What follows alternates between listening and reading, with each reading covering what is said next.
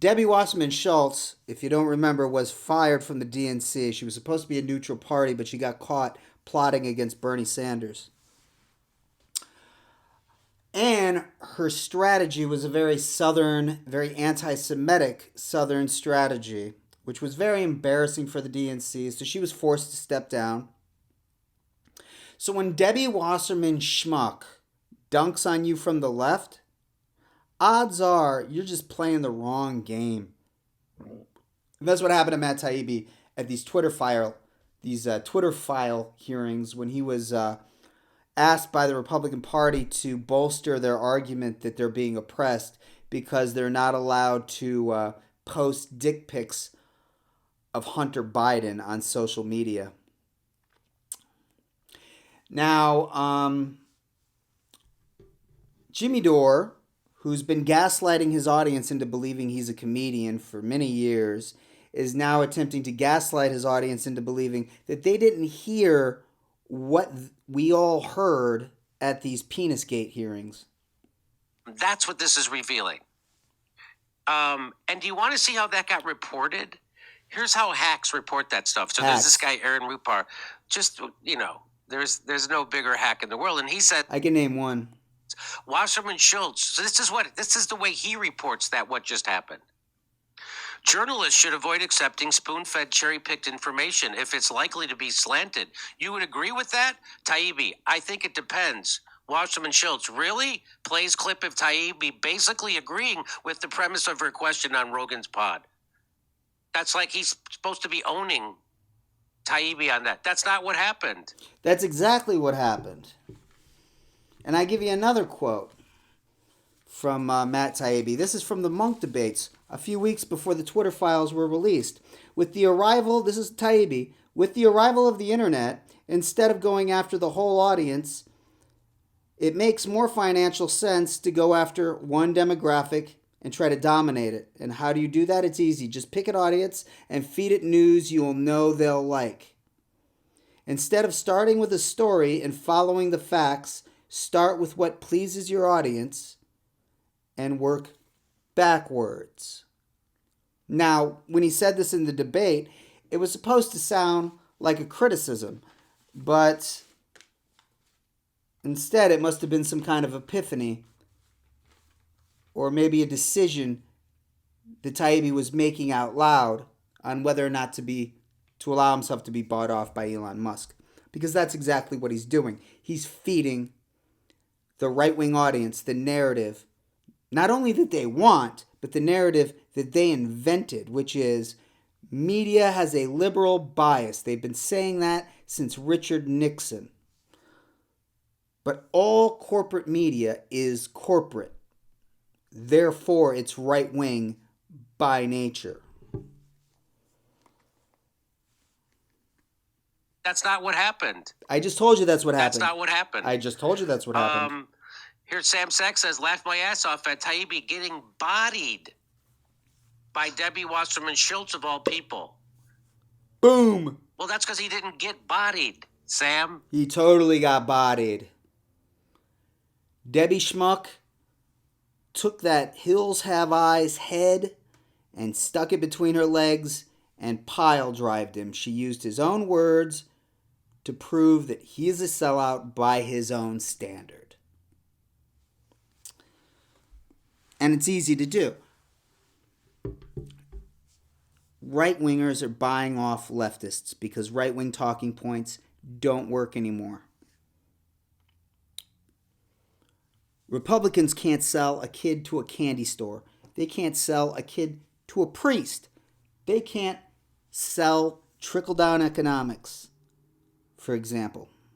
Tax cuts for the rich. People don't buy that anymore, especially since Occupy Wall Street, and especially since the birth of the internet. With the birth of independent media, they can no longer manufacture consent to the same degree that they used to. Back in the days that Matt Taibbi openly mourns, I asked him, did corporate media have a right to lie about WMDs? And Matt Taibbi told me, yes, they do. They have a First Amendment right to lie about weapons of mass destruction. They can't stand independent media. They can't do their work with independent media because we all get the information we need in real time. That's why they want to get rid of the internet. That's why Section 230 was up before the Supreme Court. Now, it turns out that they bit off more than they can chew, that their corporate bootlicking instincts may have kicked in. They realized social media is just another corporation, just another group of corporations that are too big to fail. Not to mention, Clarence Thomas's wife is really into these online right-wing conspiracy theories.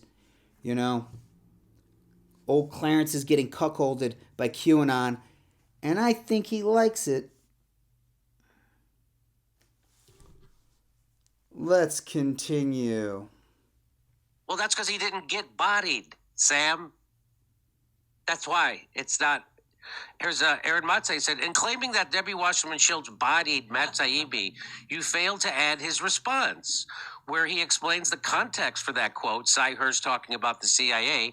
Yeah, I heard the context for that quote, and it didn't change the context at all. The principle's still the same. And explaining that the Twitter files are clearly in public interest. Do you think they're not? No, that guy didn't respond to you. Did he not respond to him? Did he? Did he? Is Jimmy Dore lying about that? No, he did respond. Oh, he did? He did respond. No, Okay. Well, what was the response? Aaron Mate? But who cares? Right. Oh, okay. Well, luckily I have the response right here. This is this guy, Sam to Aaron. The world's richest man is selectively choosing which docs to give to Taibbi in order to burnish his image and advance a political narrative that right-wing voices are being silenced. Not surprised to see you stupid enough to fall for it. I disagree with that last point. They're not stupid enough to fall for it. They know what they're doing. They all know what they're doing. Jimmy Dore knows he's not Bill Hicks. All right, Bill Hicks knew how to do a setup and a punchline.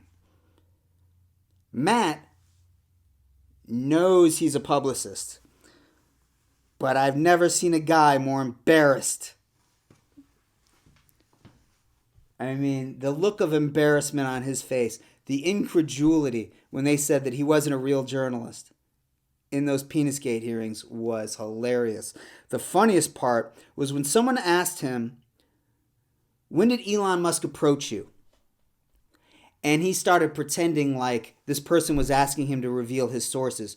How dare you ask me to reveal my sources? He had already revealed his sources on Joe Rogan, on Fox News. He called Elon Musk a whistleblower. A guy cannot be a whistleblower at his own company.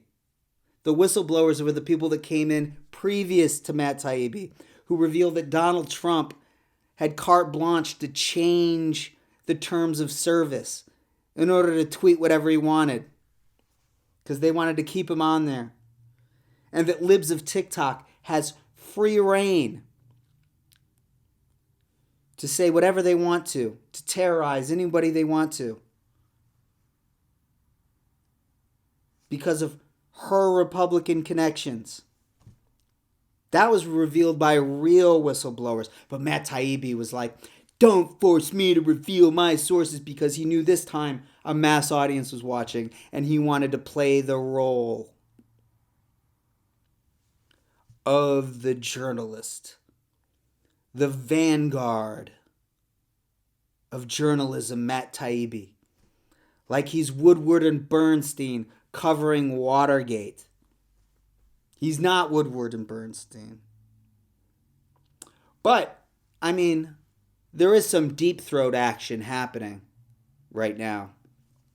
Which is why when Matt Taibbi talks, he sounds like he's gagging.